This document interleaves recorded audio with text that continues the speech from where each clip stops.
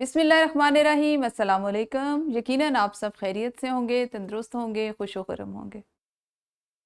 آپ سب جانتے ہیں اردو 11ویں میں ہم اس وقت ملتے ہیں۔ میں ہوں آپ کی معلمہ اقصیٰ زاہد اکبر، اور ہم نے اپنے درسی کتاب کے 6 سبق کا آغاز کر رکھا ہے۔ اگر ہم عنوان کی بات کریں تو آپ سب واقف ہیں، اس کا عنوان ہے دہلیز۔ صنف ادب میں اس کا شمار کریں گے ڈرامے میں، اور اگر ہم آج اس کے صلاحیت کی بات کریں کہ جس مہارت کو ہم سیکھنے جا رہے ہیں، جس میں بہتری لا رہے ہیں، وہ ہے پڑھنا کی، اور 6 سبق کو آج ہم تیسرے حصے میں مکمل کریں گے جی۔ اچھا جی، حاصل تعلم ہمارے پاس ہے۔ آج کے حاصلات تعلم میں سب سے پہلے ہے مختلف مقاصد کے لیے مرتب کردہ دفتری اور عدالتی مواد۔ مختلف فارم، کسی بھی طرح کا اس میں کوئی بھی فارم ہو سکتا ہے۔ رجسٹری برائے کرایہ، تقرر نامہ، ملازمت کی درخواست، نکاح نامہ، عرضی عدالتی حکم نامے، ضمانتی مچلقے وغیرہ پر مبنی متن پڑھ سکیں اور اس کے مقصد و تحریر کی اہمیت سے واقف ہو سکیں۔ اب آپ لوگ بھی سوچتے ہوں گے کہ ہم اس کو پڑھنے کی سرگرمی کیوں کریں گے؟ کیا یہ پڑھنا اتنا ہی مشکل ہے؟ تو جی ہاں، بالکل اس کو پڑھنا اور پڑھ کر سمجھنا ایک مشکل کام ہے، کیونکہ عام بول چال میں، روزمرہ میں اور دفتری زبان میں فرق ہوتا ہے۔ اسی کو سمجھتے ہوئے ہم اس کو پڑھیں گے اور سمجھنے کی کوشش کریں گے کہ ہم مختلف فارم جو ہیں وہ کیوں پڑھتے ہیں، کیوں استعمال کیے جاتے ہیں، اور اس میں جو لکھا جاتا ہے، جو اس کی زبان ہوتی ہے، دفتری زبان، اس کا کیا مطلب ہوتا ہے۔ اس کے بعد ہے جی مختلف نثری اصناف ادب، جیسے کہانی، داستان، افسانہ، ڈرامہ اور ناول۔ ان کو پڑھ کر ان کے ادبی اسلوب میں امتیاز کر سکیں۔ تو یہ حاصل تعلم آپ سب واقف ہے، ہمارے لیے نیا نہیں ہے۔ ہم اپنے پچھلے اسباق میں اس کو پڑھ چکے ہیں۔ آج ہم اس کو دہرائی کریں گے کچھ سرگرمیوں کے ساتھ۔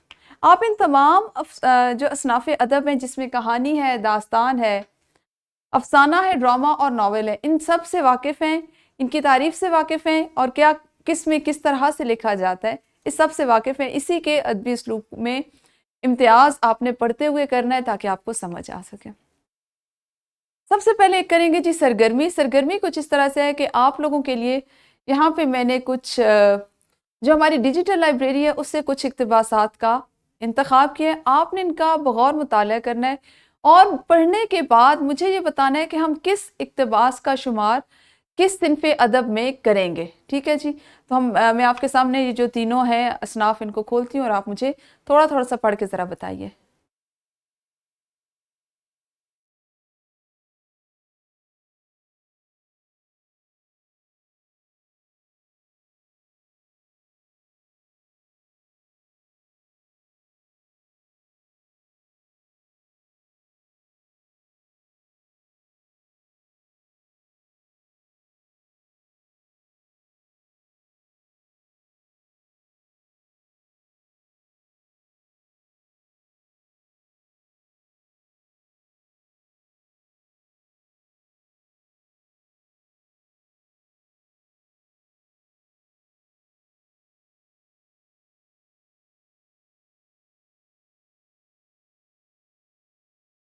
ہاں جی، آپ پڑھیں گے اس کو لقمان؟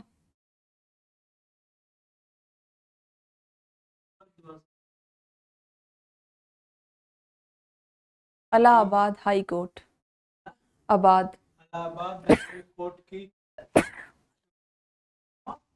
لکھنؤ بینچ۔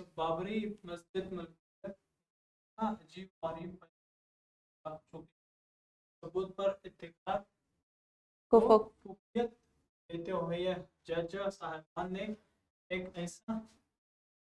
آپ کو واضح نظر آئے گا اس سے۔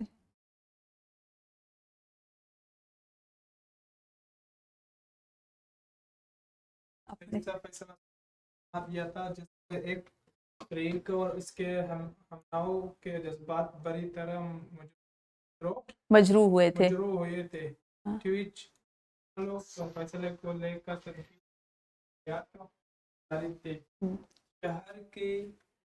گنجان آبادی۔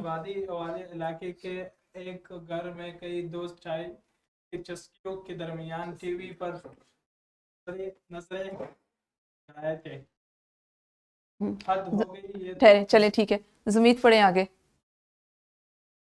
بات ہو گئی. یہ تو احسان نے مایوسی کے عالم میں کہا یہ بھی بھلا کوئی فیصلہ ہے. بولنے بولے بنا نہ رہ سکا. کیوں بھائی فیصلے میں کیا برائی ہے؟ تینوں فریقین کو برابر جگہ تو مل گئی ہے نا. ارجن تیاگی نے فیصلے کی حمایت میں ووٹ دیا. کیا اعتقاد اعتقاد کی بنیاد پر عدالتیں فیصلہ کر سکتی ہیں؟ احسان نے بری طرح جھنجھلاتے ہوئے کہا اگر آئین اور ثبوت کو نظر انداز کر کے فیصلہ دیے جانے لگے اتنا بڑا مسئلہ پیدا ہو سکتا ہے جس کی نے سوچا بھی ہے. بے شک عدالتوں کو ثبوت کے مطابق فیصلہ کرنا چاہیے ورنہ تو آئین کا نفاذ مشکل ہو جائے گا اور ہر طرف بدامنی پھیل جائے گی. منجیر نے چائے کا کپ میز پر رکھتے ہوئے کہا جس طرح اعتقاد کی بنیاد پر فیصلہ ہندوؤں کے حق میں کیا گیا ہے تو یہی لگتا ہے کہ فیصلے کے پس پشت پس پشت مذہبی تعصب کا کار فرما ہے. فرما ہے. مائیکل نے بھی بحث میں حصہ لیا اور بحث میں حصہ لیا. اگر ہمارے فاضل جج صاحبان خود کو مذہب سے بالا تر نہیں رکھ سکتے تھے تو بہتر تھا کہ وہ ججی کے فرائض سے خود ہی ہٹ جاتے اور کسی دیگر کو یہ ذمہ داری دے دیتے. رنجیت سنگھ نے کہا تو تینوں کا منہ دیکھنے لگے. یہ بھلا کیسے ہو سکتا ہے؟ ارجن نے حیران ہوتے ہوئے کہا. دنیا میں کون سا کام ممکن نہیں ہے؟ دوست احسان نے منجیت کی حمایت کرتے ہوئے کہا ہمارے پیارے نبی صلی اللہ علیہ وآلہ وسلم نے تو خود ایسا کیا تھا کہ جب ان کے سامنے ان کے داماد کا مقدمہ پیش ہوا تھا. چلو دوست تم بھی سناؤ کیسے تمہارے نبی صلی اللہ علیہ وآلہ وسلم نے مثال قائم کی تھی. تینوں ہم تن گوش ہو گئے. ہما تن گوش. ٹھیک ہے جی ٹھیک ہے. زینب خیریت تو ہے بیٹی؟ حضرت خدیجہ نے زینب رضی اللہ تعالیٰ عنہ کو پسینے میں شرابور وحشت زدہ ہرنی کی طرح گھر میں داخل ہوتے ہوئے دیکھا تو بے اختیار ان کی طرف لپکی. زینب رضی اللہ تعالیٰ عنہ کو باہوں میں بھر کر محبت بھرے لہجے میں بولیں کیا ہوا بیٹی تم اس قدر بدحواس سی کیوں ہو؟ اماں میں نے دین اسلام میں مکمل شمولیت کا فیصلہ کر لیا ہے. زینب نے خود کو سنبھالتے ہوئے کہا اور اپنے اندر طویل عرصہ سے جاری کفر و ایمان کی جنگ کی پوری داستان خدیجہ رضی اللہ تعالیٰ عنہ کے گوش گزار کر دی. خدیجہ زینب رضی اللہ تعالیٰ عنہ کو ساتھ لے کر حضور اکرم صلی اللہ علیہ وآلہ وسلم کے پاس پہنچی. انہیں زینب کے دل کا حال کہہ سنایا. زینب کے فیصلے پر حضور صلی اللہ علیہ وآلہ وسلم بہت خوش ہوئے اور ان کی آنکھ سے خوشی کے آنسو چھلک پڑے.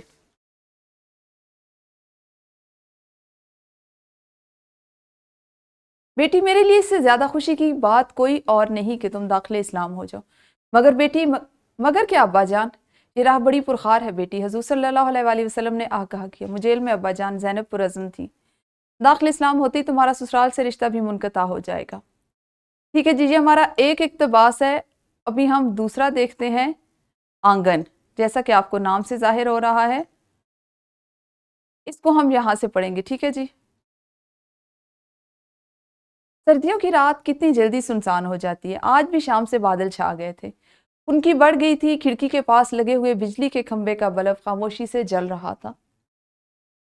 گلی کے اس پار اسکول کی ادبنی عمارت کے قریب درختوں کے جھنڈ سے الو کے بولنے کی آواز آ رہی تھی. اس کی آواز کی نحوست رات کو اور بھی سنسان کیے جا رہی تھی. پاس کے بڑے کمرے میں اب قطعی خاموشی تھی. چمی کے کروٹیں بدلنے کی آہٹ بھی محسوس نہ ہوتی تھی. وہ یوں ہی مزے مزے میں عالیہ نے بڑی حسرت سے سوچا. اسے نیند نہ آ رہی تھی. رات کو نیند نہ آنا کتنا تکلیف دہ احساس ہوتا ہے. یہ احساس اس وقت اور بھی شدید ہو جاتا ہے جب بالکل نئی جگہ ہو. شاید نئی جگہوں کی پہلی رات اسی طرح بے خوابی سے گزرتی ہوگی. اس نے ایک بار پھر سوچا. پھر سو جانے کی کوشش کی. کھڑکی کے پٹ بھیڑنے سے ننھے سے کمرے میں بالکل اندھیرا چھا گیا اور وہ لحاف میں منہ چھپا کر اس طرح لیٹ گئی جیسے واقعی سو رہی ہو. دیر تک بے سود پڑے رہنے کے بعد اسے احساس ہوا کہ ساری جدوجہد بیکار گئی. نیند کا تو کوسوں پتہ نہ تھا. ماضی کی یادیں بگولے کی طرح دماغ میں لوٹیں لگا رہی تھی. وہ بڑی بے بسی سے اپنے بستر پر پلتھی پار کر بیٹھ گئی. کھڑکی کے پٹ کھول کر باہر دیکھنے لگی. گلی کے اس پار اسکول کی عمارت، آم اور پیپل کے گھنے درخت سب اندھیرے میں ڈوبے ہوئے تھے. شام کو یہ سب کچھ کتنا صاف اور خوبصورت نظر آ رہا تھا. کھڑکی میں بیٹھ کر اس نے یہ سب کچھ ذرا دلچسپی سے دیکھا تھا، مگر اس وقت اندھیرے میں درخت سیاہ پہاڑوں کی طرح محسوس ہو رہے تھے، اور جب ہوا کا تیز جھونکا چلتا تو یہ درخت بچپن میں سنی کہانیوں کے بھوتوں کی طرح خوفناک معلوم ہوتے تھے.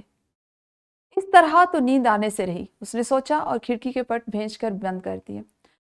لیٹتے ہوئے سے اپنا جسم ٹوٹتا ہوا محسوس ہوا. سارے دن کی سفر کی بے چینی نے کہیں کا نہ رکھا تھا. ٹھیک ہے جی، یہ دوسرا، اور یہ ہمارے پاس ہے جی سراج الدولہ ایک اور اقتباس. آپ اس کو اگر شروع سے دیکھیں تو یہاں پہ اشخاص لکھے ہوئے ہیں، اس کو ہم دیکھ لیتے ہیں، بلکہ اس سے ایکٹ نمبر 1 سب سے پہلے ہم اس ایکٹ کو دیکھیں گے. ٹھیک ہے جی. مرشد آباد میں بنگال، بہار اور اڑیسہ کے نواب ناظم نواب سراج الدولہ کے محل ہیرا جھیل محل کا دیوان خاص. اب یہ محل کا نام ہے ہیرا جھیل محل. پردے کے پاس بیچ میں نواب کا تخت ہے، اور اس کے دونوں طرف 2 دروازے ہیں جن کے آگے لگتا ہے کہ 2 لمبے دالان ہیں. آدھی رات کا وقت ہے، دیوان میں کوئی روشنی نہیں، مگر دالانوں کی روشنی کچھ کچھ اندر آ رہی ہے، اور اس دھندلکے میں 2 شخص دکھائی دیتے ہیں، ایک مرد اور ایک عورت.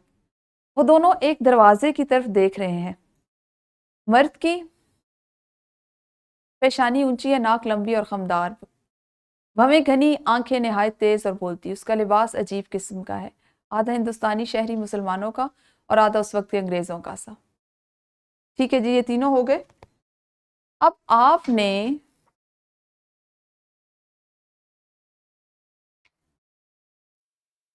آپ نے ان تینوں کو میرے ساتھ پڑھا بھی، کچھ بچوں نے پڑھا. اب آپ مجھے بتائیں کہ ہم نے اپنے حاصل تعلم میں اور اس سے پہلے بھی پڑھنے کے لیے جو اصناف ادب دی جاتی ہیں اس میں سے 3 میں نے آپ کے سامنے پیش کی. ہمارے پاس اصناف ادب ہیں ڈرامہ، ناول، افسانہ، اور ٹھہرے میں آپ کو دکھاتی ہوں، کہانی اور داستان. ٹھیک ہے جی. اب یہاں پہ یہ جو 3 اصناف ہم نے پڑھی ہیں، کیا آپ کو کچھ اندازہ ہوا کہ کون سا حصہ کس صنف ادب سے لیا گیا تھا، یا کہ یہاں پہ کون سی 3 اصناف شامل تھی؟ کچھ اندازہ ہوا کہ کیا کیا بھی ہم نے پڑھا ہے؟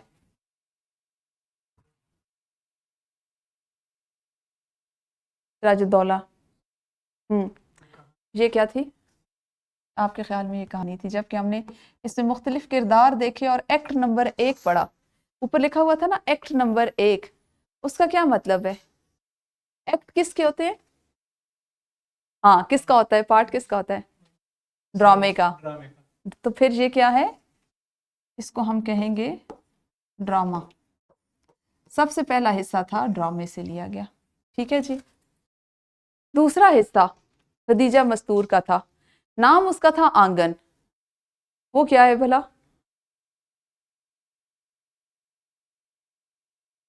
ناول ہے یا افسانہ ہے؟ تحریک پاکستان سے متعلق ہے، وہ ناول ہے. اچھا، اس کی آسانی کے لیے آپ اس کا طرز تحریر تو دیکھتے ہیں، ساتھ دیکھا کریں کہ اس کے صفحات کتنے ہیں. اس کے بعد سب سے پہلا ہم نے جو پڑھا وہ تھا ایک افسانوی مجموعہ، اور وہ تھے افسانے. ٹھیک ہے جی. تو یہ ہم نے 3 اصناف ادب، یہ لنکس جو ہے ڈراپ باکس میں بھی موجود ہیں، اور آپ اس کو کلاس کے بعد یا جب بھی آپ کو وقت ملے آپ ان تینوں کتب کا مطالعہ کیجیے گا. اس سے آپ کو واضح فرق پتہ چلے گا کہ کس طرح سے افسانہ لکھا جاتا ہے، افسانہ اور ناول لکھنے میں کیا فرق ہے، دونوں کے ادبی اسلوب کس طرح سے ایک دوسرے سے مختلف ہیں، اور ڈرامہ ان سب سے کیسے مختلف ہے. اب آپ مجھے جلدی سے یہ بتائیے کہ ناول کسے کہتے ہیں؟ جی بالکل ٹھیک ہے. ناول ایک ایسی کہانی ہے جو کسی خاندان کی مکمل زندگی پر یا کسی شخص کی زندگی پر لکھی جاتی ہے. یہ ایک طویل تحریر ہوتی ہے. ناول اور افسانے میں بنیادی فرق کیا ہوتا ہے؟ جی بالکل صحیح. ناول طویل تحریر کو کہا جاتا ہے جو کسی بھی شخص یا خاندان یا 2-3 خاندانوں کی مکمل زندگی کے اہم واقعات جو ہیں اس پر مبنی ہوتی ہے، اور افسانہ کسی شخص کی زندگی کے کسی ایک واقعے کو پیش کرتا ہے، مختصر ہوتا ہے، جو آپ ایک ہی نشست میں بیٹھ کے پڑھ سکتے ہیں. اچھا جی، داستان اور کہانی میں بنیادی فرق کیا ہے؟ جی بالکل صحیح. داستان اور کہانی میں بھی بنیادی فرق یہی ہے جو ناول اور افسانے میں ہے کہ داستان جو ہے وہ مافوق الفطرت ہوتی ہے, اس کا سچائی سے حقیقت سے کوئی تعلق نہیں ہوتا. داستانیں جو ہیں وہ لمبی ہوتی ہیں, ان میں جنات کا, اس میں دوسری کسی بھی طرح کی آپ اور چیزوں کو شامل کر سکتے ہیں, خیالی ہوتی ہے, اور کہانی جو ہوتی ہے وہ کرداروں پہ مبنی ہوتی ہے, مختصر ہوتی ہے, اور نتیجہ اس سے کوئی نہ کوئی اخذ کیا جا سکتا ہے. اچھا جی, ہم نے پڑھا تھا ڈرامہ. جب ہم نے آغاز کیا اپنے اس ڈرامے دہلیز کا, تو مجھے کسی کے ذہن میں ہو بتائیے کہ ڈرامہ کس زبان کا لفظ ہے اور اس کے کیا معنی ہے؟ بالکل صحیح, ڈرامہ یونانی زبان کا لفظ ڈراؤ سے نکلا ہے اور اس کے معنی ہے نقالی کرنا, اداکاری یا حرکات و سکنات کے ذریعے ظاہر کرنا. شاباش. اچھا جی, اب مجھے آپ سب یہ بتائیں کہ جب آپ نے کالج میں داخلہ لیا تو کیا آپ سب نے اپنے داخلہ فارم خود پر کیے ہیں؟ بالکل صحیح. اچھا, اس کے علاوہ کبھی کوئی فارم پر کرنے کی آپ کو ضرورت محسوس ہوئی ہو؟ بالکل, پچھلے اسکول سے اسکول چھوڑنے کا جو سرٹیفکیٹ تھا, یا جس کو آپ کریکٹر سرٹیفکیٹ کہتے ہیں, وہ فارم آپ نے پر کی. شاباش. آپ کے خیال میں آپ کو اور کس کس کام کے لیے فارم پر کرنے کی ضرورت پڑ سکتی ہے؟ صحیح ہے, صحیح ہے. جی, شناختی کارڈ کا فارم پر کرنے کی, بالکل. بی فارم کا, ٹھیک ہے. Passport form, bank account form, بالکل. مختلف فارم جو ہیں. اچھا, آپ کسی اور کے لیے بھی آپ فارم پر کر سکتے ہیں, جیسے آپ نے کسی کھیلوں کی اکیڈمی میں یا کلب میں داخلہ لینا ہے تو وہاں کے جو فارم ہوتے ہیں وہ پر کرنا ہو سکتے ہیں. آپ نے کسی مقابلے میں شرکت کرنی ہے تو ان کے فارمز ہوتے ہیں, ان کو پر کرنا. بالکل صحیح. اچھا جی, آج فارمز کے ساتھ ساتھ ہم دیکھیں گے کہ دفتری مراسلہ کیا ہوتا ہے. مختلف اداروں میں دفتری خط و کتابت بھی اردو کی ایک اہم صنف ہے. بالعموم ایک محکمے کے اندر مختلف شعبوں کے درمیان رابطہ اسی صنف مراسلت کے ذریعے ہوتا ہے. ذیلی دفاتر اور صدر دفتر کے مابین بھی اس کا استعمال ہوتا ہے, یعنی ایک جو صدر دفتر ہے اس کے ذیل میں اس کے نیچے جتنے بھی چھوٹے دفاتر آتے ہیں ان کے درمیان بھی رابطے کا ذریعہ جو ہے وہ اسی طرح سے مراسلوں کے ذریعے سے کیا جاتا ہے. اس کے علاوہ مختلف ڈویژن بھی باہمی مشوروں کے لیے اسے بروئے کار لاتے ہیں. آپ لوگوں کے لیے چونکہ ہمارے حاصل تعلم میں مختلف تقرر نامے جو ہیں ان کو پر کرنا یا ان کو سمجھ کے پڑھنا بھی شامل ہے, تو آپ لوگوں کے لیے یہاں پہ میں نے ایک تقرر نامہ جو ہے اس کو تحریر کیا ہے, لکھا ہے, تاکہ آپ کو اس کی سمجھ آ جائے کہ کس طرح سے لکھا جاتا ہے. یہ ہے جی دفتر نظامت اعلیٰ تعلیم, وفاقی وزارت اسلامی جمہوریہ پاکستان, یہ اس کا عنوان ہے, اور یہ ایک تقرر نامہ ہے. یہاں پہ اس کا مراسلہ نمبر ہے جو ہر دفتر اپنی تاریخ کے مطابق, اپنی جو اس کی وہ ہسٹری چل رہی ہوتی ہے اس کے مطابق جاری کرتا ہے. اب یہاں پہ تاریخ جس طرح سے فرض کی گئی تاریخ ہے 5 جون 2023, اور یہ کسی اسکول کی پرنسپل کے نام, کالج کی پرنسپل کے نام ہے جناب پرنسپل گورنمنٹ ڈگری کالج اسلام آباد. آپ کو بذریعہ مراسلہ حاضہ درج بالا عنوان, اوپر جو عنوان ہے تقرر نامہ, یہ اطلاع دی جاتی ہے کہ مسمی شاہ نواز ولد النواز کو آپ کے زیر سرپرستی کالج میں تعینات کیا گیا. مسمی شاہ نواز کو چارج دیا جاتا ہے اور اس کے کاغذات جانچ پڑتال کے لیے دفتر نظامت اعلیٰ تعلیم کو جلد از جلد ارسال کیے جائیں گے. ڈپٹی ڈائریکٹر کی جانب سے لکھا گیا اور یہاں پہ اس کے دستخط ہوتے ہیں. تو اس طرح کی جو تحریر ہوتی ہے اس کو ہم مراسلہ کہتے ہیں, جو مختلف دفاتر کے درمیان رابطے کا ذریعہ بنتی ہے. ٹھیک ہے جی, آپ لوگوں کی کتاب میں QR کوڈ میں ایک تقرر نامہ دیا گیا ہے جس کو آپ نے سمجھ کر پڑھنا ہے, غور سے پڑھنا ہے, اور اسی انداز میں آپ نے ایک اور تقرر نامہ جو تخلیق کرنا ہے. اگر آپ کے پاس وہ کتاب نہیں, QR کوڈ کا وہ نہیں کھول سکتے, تو جو ابھی میں نے آپ کو تقرر نامہ دکھایا, آپ اس طرح کا ایک اور تقرر نامہ خود سے تخلیق کریں کسی اور محکمے کے لیے. یہ آپ کا کام ہے جس کو آپ کریں گے.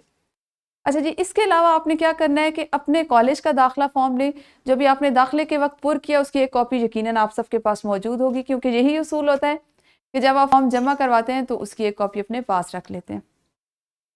اپنے کالج کا داخلہ فارم لیں, اس کو سمجھ کر پڑھیں, پڑھ کر سمجھیں, اور اس میں کون کون سی معلومات درج ہوتی ہیں اور ان کا کیا مقصد ہوتا ہے اس کو سمجھیے. اور پہلے اگر آپ کا فارم کسی اور نے پر کیا تو اب اس کو خود ایک دفعہ پر کرنے کی کوشش کریں, تاکہ آپ کو مختلف فارم جو ہیں ان کو پر کرنے کی مشق ہو سکے. اچھا, آپ لوگوں کے لیے فارمز کی ذیل میں ایک ورک شیٹ بھی ہے جو ڈراپ باکس میں موجود ہے. آپ نے اس میں موجود جو فارم ہے اس کو غور سے سمجھنے کی کوشش کریں، پر کر لیں، کیونکہ جب ہم نے لکھنے کی سرگرمیوں میں انہی فارمز کو پر کرنا ہے تو آپ کی پہلے سے مشق ہو چکی ہو، آپ اس سے واقف ہوں، اور آپ اس کو، اس میں جو تحریر ہے یا اس میں جو معلومات چاہیے ہوں گی، اس میں جو ضروری معلومات جو آپ کی طرف سے لکھی جائیں گی ان کو پہلے سے آپ نے پر کر رکھا ہو۔ ٹھیک ہے جی، یہ ہمارا آج کا گھر کا کام ہے، اس کو آپ مکمل کر لیجئے گا۔ کل اسی سبق کو انشاءاللہ اگلے اور چوتھے حصے میں پڑھیں گے۔ اپنا بہت خیال رکھیے۔ اللہ حافظ، شکریہ۔